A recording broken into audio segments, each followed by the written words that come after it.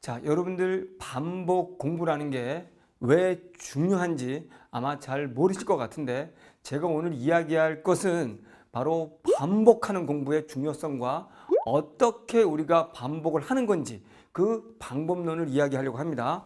자, 우리 분명히 수능이라는 것은 동일한 내용을 묻지 않습니다. 그렇다면 같은 작품, 같은 내용을 반복하는 게 오히려 필요하지 않을까요? 강의 들어본 친구는 알겠지만 제가 가르친 내용을 암기하거나 비문학, 지문에 관한 내용을 암기하라고 가르치지는 않습니다. 그러나 반복은 하라고 합니다. 자, 제가 왜 이걸 강조하느냐면요. 특히 저는 N수생들, 우리 5등급 이하의 N수생들을 통해서 이 반복 학습의 효과를 분명히 입증했습니다. 왜냐하면 많은 학생들이 제가 알려준 이 반복 학습을 통해서 5등급 이하지만 서울의 중상위권 대학으로 많이 갔기 때문입니다.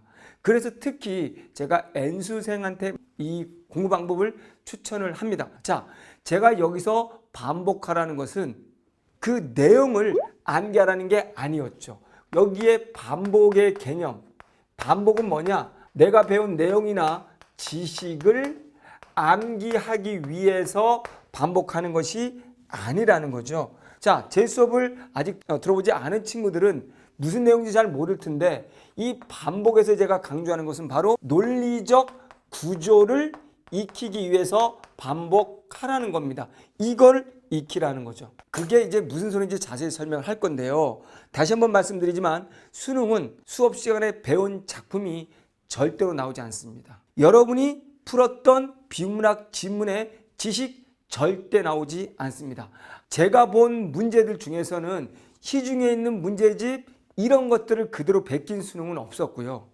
EBS조차도 작품 제목은 같지만 지문은 다르고 문제는 완벽히 달랐습니다. 제가 20년 동안 국어를 가르쳤습니다. 자, 그렇기 때문에 지금 내용을 암기하기 위해서 복습을 한다면 굉장히 잘못된 공부고 오늘 이제 그 공부의 방법을 바꿔보는 겁니다. 그러면 우리가 반복할 때 논리적 구조를 반복한다는 게 무슨 말인가 라고 볼게요. 자, 문학이라고 해봅시다. 문학. 이게 현대시든 고전시든 현대소설이든 고전소설이든 제가 문제를 해결하는 방법을 알려주는데 그게 바로 뭐냐면 보기라는 거에서 일단은 기준을 잡습니다. 그러면 집에서 인강으로 복습할 때 내가 보기를 체인호처럼 정확하게 기준을 잡았는가? 기준을 잡았다는 건 이거를 토대로 내가 지문을 해석하기 위한 범위를 잡았는가라는 겁니다. 분명히 보기에서는 이별이라고 했는데 내가 이별이라는 범주를 제대로 못 잡았다면 강의를 다시 보면서 이 보기 몇 줄 안 되지만 이 부분을 집중했어야 되는 거구나 라는 거를 다시 고치는 거죠. 그래서 제 강의를 보면서 놓친 부분 내가 잘못 접근한 근거들을 고쳐나가는 겁니다. 그런 다음에 그러면 체인호는 이 기준을 가지고 해석을 해왔구나. 해석을 할 때도 이 범위 속에서 객관적으로 해석을 해 나가는 거구나. 그런데 나는 범위는 제대로 잡았는데 해석을 할 땐 또 내 멋대로 했구나. 주관적으로. 그럼 그렇게 하면 안 되겠네. 이 객관적으로 하려고 다시 사고를 또 고쳐보는 겁니다. 이런 식으로 해서 문제를 풀었을 때 선택지를 봤더니 선택지에서 내가 보는 방법이 틀렸구나. 선택지 간의 논리적인 관계를 봤는지 일단은 논리적 상관성을 가지고 봤는지 그리고 선택지에 나오는 개념들을 응용할 수 있고 그 개념들을 정확히 파악하고 있는지 이렇게 점검을 하는 겁니다. 그냥 받아 적어서 그걸 암기가 아니라 내가 그게 안 되고 있구나 라는 거죠. 그러면 여러분들이 반복을 통해서 내가 지금 접근하는 논리가 지금 아직 안 됐구나. 그러면 내 사고를 이 논리적 사고로 변환시키자 이겁니다. 그러면 첫 번째 봤을 때는 여러분이 처음에 본 거에 대한 놓친 거를 다시 보면서 놓친 걸 찾는 거고요. 똑같은 걸 두 번째 봤을 때는 내가 놓친 것만 본 게 아니라 이제 이것과 이것을 선생님이 왜 연결 지어서 이야기를 하는지 그런 논리 전체를 보게 되는 거죠. 그러니까 이게 반복에서의 핵심은 첫 번째는 세부적으로 놓친 부분을 찾아내면 되는 거고요. 두 번째는 전체적으로 어떻게 접근해야 되는 건지를 익히게 되는 거고요. 어쨌든 세 번째로 어쨌든 전체적으로 이 작품 내용에 대한 암기 정리가 아니라 문학을 바라보는 나의 습관을 논리를 교정하는 걸로 가는 겁니다. 이게 반복의 원리가 되는 거예요. 만약에 이것을 반복해서 세네 번을 본 다음에 그때서야 문제에다가 적용하는 힘을 키워야 되는 거예요. 자, 이게 제대로 정리가 안 돼 있는 상태에서 문제를 정리해봤자 실력이 늘지 않습니다.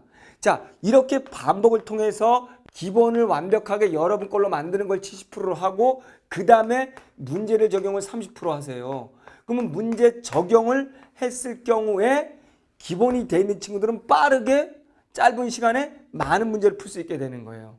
이게 바로 여러분이 반복할 때 문학 보는 거고요. 그러면 비문학은 어떻게 반복을 해야 되는 건가요? 이 비문학 영역은요. 제가 제 강의를 들으면 비문학 지문의 배경 지식이라든가 문장 하나하나의 뜻풀이, 문장 뜻풀이에 집중하지 않습니다. 비문학 똑같은 지문 나오지 않는다면서 똑같은 지문을 왜 반복합니까? 똑같습니다. 이 비문학 글쓰기 논리 구조를 머릿속에 집어넣기 위한 겁니다.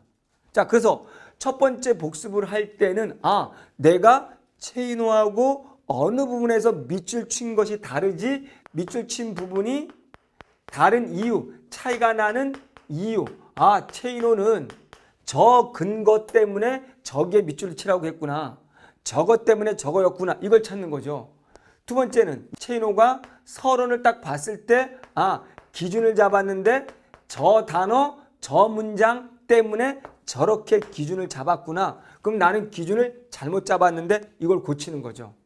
세 번째는 내가 서론에서 기준을 잡았으면 기준에 맞춰서 오로지 기준이라는 객관적인 범위에서만 내가 본론을 읽었는가. 분명히 서론은 내가 체인하고 똑같이 잡았는데 지문을 읽어나가면서 또 내 생각으로 읽지는 않았는가. 4. 분명히 체인호는 문장에 집착하지 말라고 했는데 난 문장만 쫓아가느라 전체 글을 놓치진 않았는가. 그래서 나는 기준에 맞는 필요한 문장들을 선별하면서 독해를 했는가 라는 거죠.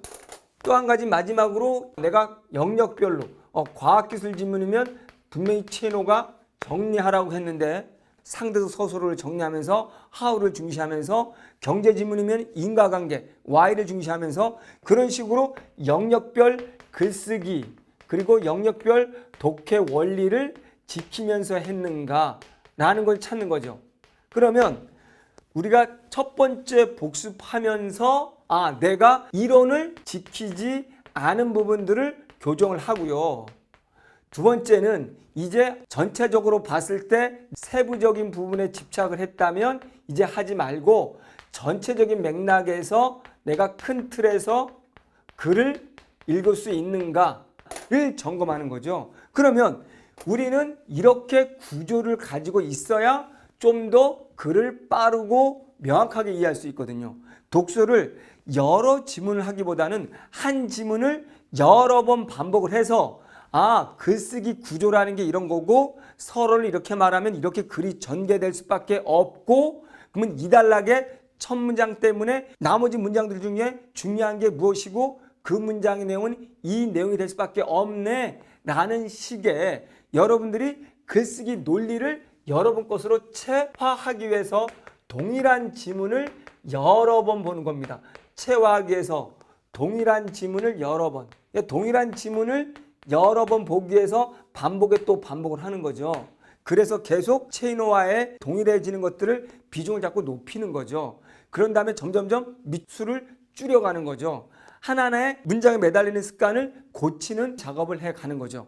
그렇기 때문에 문학이든 비문학이든 똑같이 반복한다는 것은 강의, 특히 기본 강의의 원리를 여러 번 반복함으로써 내가 하나하나의 세부적인 내용에 집착했다면 여러 번 반복을 통해서 전체를 이해하려고 하고 부분 나눠져 있는 것들을 연결질 수 있도록 또 반복을 하고 국어라는 전체 맥락이 보일 수 있도록 복습의 반복을 하는 겁니다.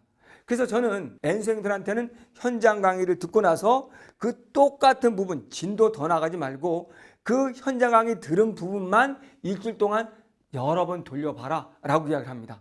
다른 친구들은 막 문제 풀고 하지만 문제 풀이는 여름방학 이후에 풀어도 충분하고, 지금은 그 여름방학 때 풀었을 때 빠른 시간 내에 풀고 정확하게 풀기 위한 기본, 그게 바로 복습 반복이라는 거예요. 그래서 인강이라는 우리 장점이 언제 어디서나 여러분이 복습할 수 있기 때문에 틈만 나면 여러분들이 반복하는, 왜? 논리라는 걸 체득, 원리라는 걸 체득하기 위해서 돌려보고 그랬을 때 여러분들은 어떤 지문, 어떤 작품이 나와도 풀 수 있는 힘을 이제 하반기부터 갖게 되는 겁니다. 자, 여러분, 당장 모의고사 이런 것들 너무 집착하지 마시고 기본을 다시 반복해서 보는 공부를 해주시기 바랍니다. 감사합니다.